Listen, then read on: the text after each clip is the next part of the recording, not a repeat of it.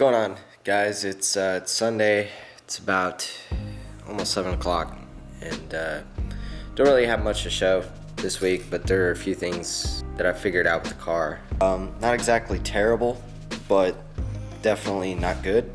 One of the things that I've always kind of had an issue with is getting this front end to line up, the bumper, the headlights, the grille, and there's a bunch of telltale signs of things that don't quite match up. With me going into the point, where this motor is going to be coming out of the car here soon, and the engine bay is going to be empty, if there was any kind of damage, it would be the best time to know, so that way I can plan on getting it fixed if I have to do it myself, or if I have to take it to a body shop. Which of course is like another Pandora's box sort of moment, because once you start to pull, once you have the motor out and you're going to take it somewhere to get it done, you may as well, while it's there, do everything else. So what I'm planning right now is I'm looking for another daily, preferably like a truck, to drag this thing around so I can take it to a body shop when I pull the motor out, just for convenience. We're getting to the point where the motor is going to start knocking soon. It definitely has a little bit of more of a rougher idle. When it gets up to temperature, it's definitely, you can tell it's kind of making a little noise. It still runs and drives just fine, but that won't last forever. So I think what's going to end up happening here in the next couple of weeks is it's going to get kind of boring. I did order some parts. I actually ordered the manifold, and we'll talk more about that when I do see it, which probably won't be till November. In the meantime, there's going to be some things, so we're going to shift our focus from a little bit of a performance standpoint to more of a cosmetic standpoint. So we're going to be trying a bunch of stuff, things like the Popsident sort of tools that you can buy online. Put a little bit of glue on your dent, and then it has like this thing that kind of sticks to it, and then you kind of hook it and then pop it, and the glue will pop off, and then you spray it with some like acetone and it just wipes off. We're gonna look at some of those tools. I got some a couple major dings that I'd like to try and pop out, which are normal door dings. And then I also have one pretty bad one on the driver's side C-pillar that I want to try and pop out myself. I was gonna try and do this without getting another car, specifically something to tow. But I mean, I need something. So now it's just trying to figure out which shell to move at the right time, because this thing over here is a ticking time bomb and we gotta tear it apart soon. So with that being said, let me show you what I see as far as the damage, because I had talked to some auto body guys, and one of the things they told me is to use a tape measure to measure some points. They actually showed me, and we checked it ourselves, and he said, yes, something's off, and at this point we would recommend you to a body shop, which is probably the route I'm going to take, because I want it perfect. Okay, so now I'm gonna make a couple of assumptions here that I feel are pretty safe, and that is, one, on the headlight, that's a tab, this screw is in the same spot relative to the frame, not the headlight itself, but it is in the same spot in relation to, like, say, this bolt and that bolt up there, as is this bolt to this screw and this one, or this bolt rather.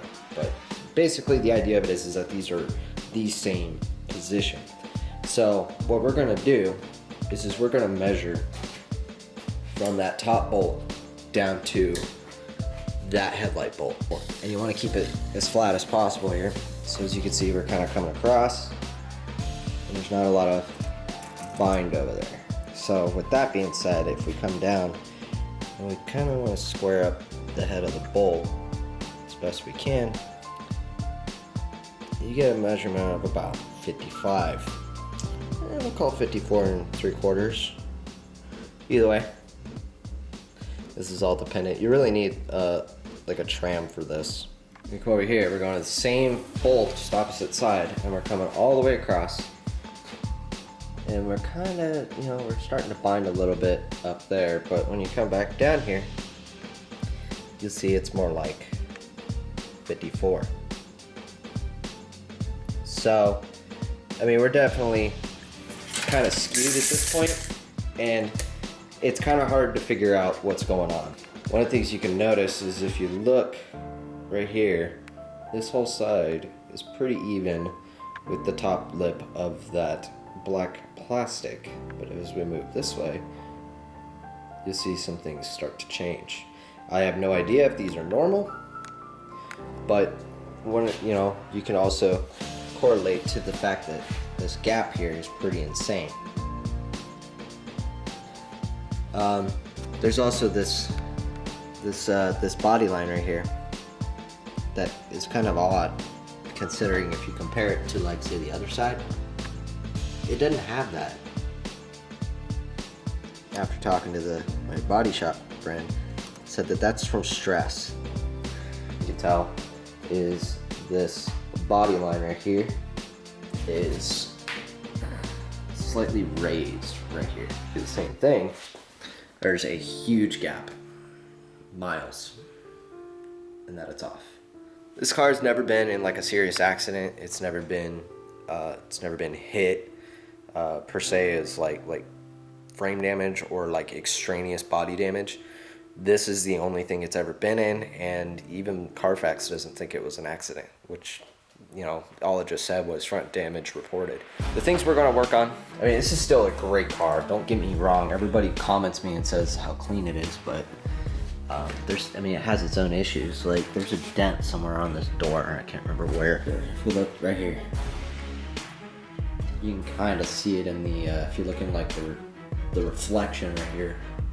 It's just a little guy. The big one that I'm concerned about, or annoyed by, because it's right there.